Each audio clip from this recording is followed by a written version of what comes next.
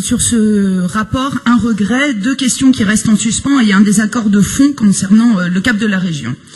Tout d'abord, ce rapport, et c'est bien logique, reflète la philosophie du SR2I auquel nous nous étions déjà opposés fin 2016. Nous notons toutefois, nous aussi, avec une certaine satisfaction, que le rapport dans son annexe fixe quelques règles relatives à la conditionnalité des aides, mais aussi d'investissement à long terme. D'une part, la résiliation de la Convention en cas de non-respect des obligations réciproques, mais surtout l'article 7 de la Convention relative à un éventuel remboursement, une approche que nous n'avons cessé d'évoquer à Martial Saddier, notamment par la voix d'Andrea Cotarac, dans notre contribution au SR2I. Éventuel remboursement néanmoins sur lequel vous avez malheureusement repoussé notre amendement, et c'est un premier regret.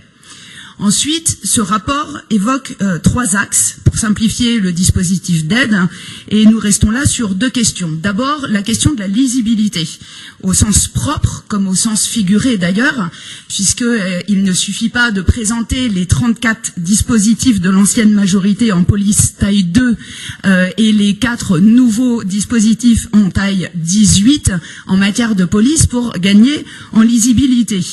L'une des quatre nouveautés, cette ambition start-up, par exemple, n'est pas définie ni précisée. De quoi s'agit-il ?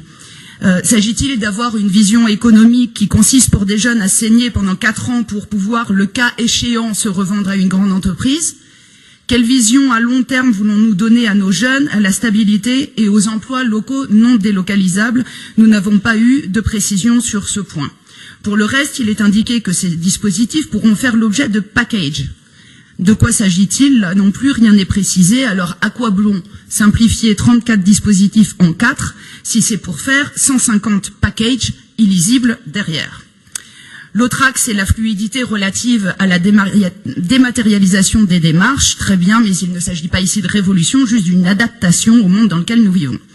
Enfin, sur la vision économique de la région, il s'agit là d'un point qu'un groupe de chefs d'entreprise aurait pu écrire. Or, la région n'est pas une entreprise et nous manquons de cap politique fixé par les élus que nous sommes.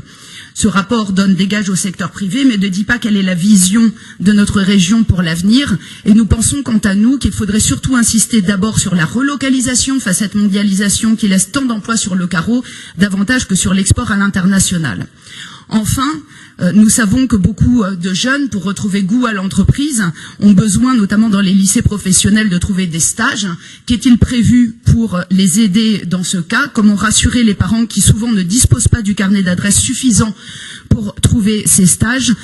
Et enfin, dernière chose, ce qui nous manque cruellement aussi dans ce rapport, c'est les enseignements du passé et notamment de la lutte des salariés, par exemple, d'Ecopla, de toutes ces femmes, de tous ces hommes qui aiment leur métier, qui veulent préserver leur savoir-faire et qui ont besoin de la région pour les aider à reprendre leur outil de production.